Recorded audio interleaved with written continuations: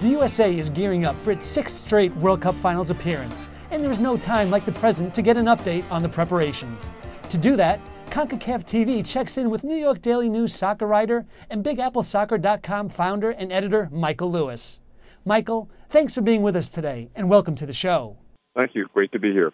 Michael, you've been following U.S. soccer for decades, even when it was a rarity to do so. You've authored 6 soccer books and have traveled the globe many times over. How many World Cup finals have you covered in person?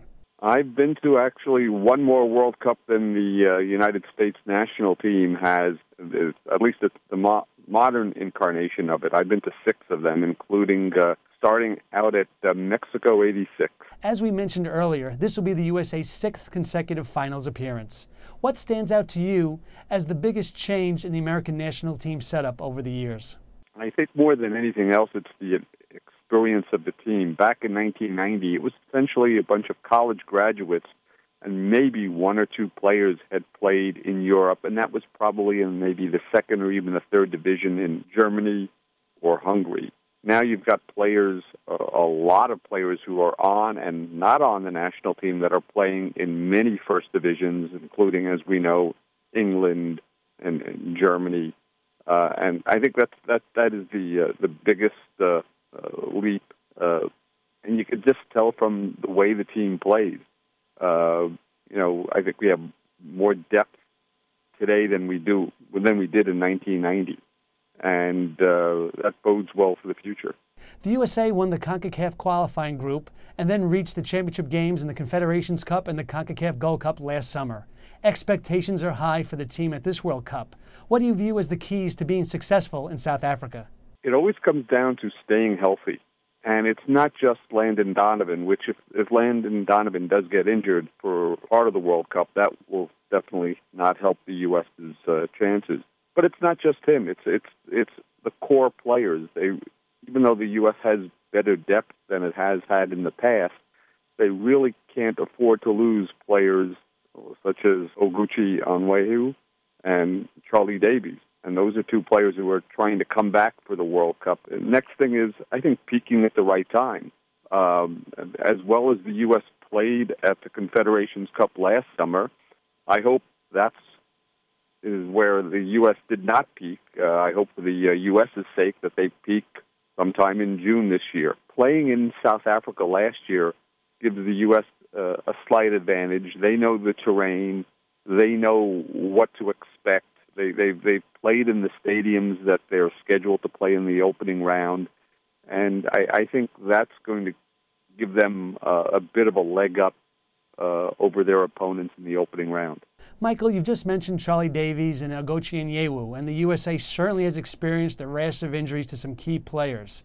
I want to get more specific with you, and I'm going to give you some names and ask for their World Cup status. First, we'll start off with Charlie Davies of Sochaux in France. He's returning slowly but surely. He says that he's going to be back by June. I think just to play soccer again at the same high level that he was playing will be considered an accomplishment. I think he's a long shot right now. I have to be realistic. Anything more than that, if he is ready, it's one thing to recover from the surgeries that he's had to partake in, but it's another thing to be in tip-top shape and also to find a team to get into that form. How about AC Milan's Oguchi Onwehu? I think he has a better chance of getting back because we're talking about one injury that he could worry about, and from what I've last heard, that he's pretty close to being ready to start training again. Again, the big thing with him, I think he's going to have to find some playing time beforehand. One player who wasn't necessarily battling for playing time was Clint Dempsey, who was having an outstanding season at Fulham before getting hurt. Will he be ready for the World Cup? From the last I heard, yes, he should be. He should be out for probably about a month, and that should be plenty of time for him to come back. And as long as he stays away from injuries, he should be ready to play for the U.S. on the right side of midfield. As a result of these injuries, there are some players on the fringe of the U.S. squad who may become key players. What are your thoughts on Stuart Holden of Bolton Wanderers? It's funny you mentioned that because when you said on the fringe of the squad, that was the first player I thought about. I think he's an up-and-coming player. I think if he's not ready now to do it. I think in the future he'll push Dempsey for the starting right midfield spot. I think he'd be good coming off the bench, but the key to him, and it's not just to him, but it's all the players. Once a U.S. player goes over to Europe, they've got to start. They've got to play regularly. And, you know, he doesn't have much time between now and the beginning of the World Cup to establish himself. How about Robbie Rogers of Columbus Crew? Seems to be maybe a longer shot. He might be the 22nd or 23rd player on the roster. I think it depends on his form and who's healthy, who's injured, and what other players are in form when roster time for the World Cup is done at the end of May. Freddie Adu is now playing club football in Greece with Aris. Can he break his way into the U.S. squad?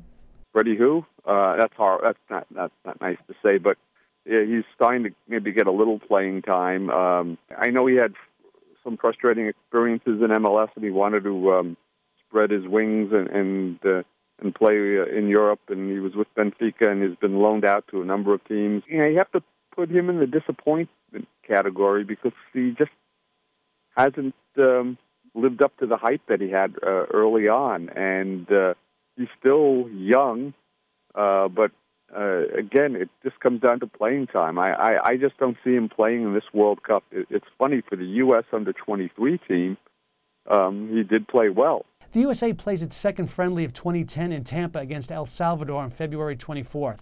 How is Bob Bradley looking at this game? Obviously, he won't have many of his first-team players there. I think it's a chance to see, you know, some of these players that you mentioned. Well, at least let's say Robbie Rogers. What can he, whether as a starter or coming off the bench, what can he do? What can he do to improve his chances of making the team? I think to a number of players, this is like the last chance saloon to really show Bradley what they can do. Michael, thanks for being part of the show, and I hope we can speak to you as the USA continues to get ready for the World Cup. Hey, my pleasure, anytime. Well, that's all for today. We hope you enjoyed our interview with Michael Lewis. Thanks for joining us on Concacaf TV, your source for your soccer.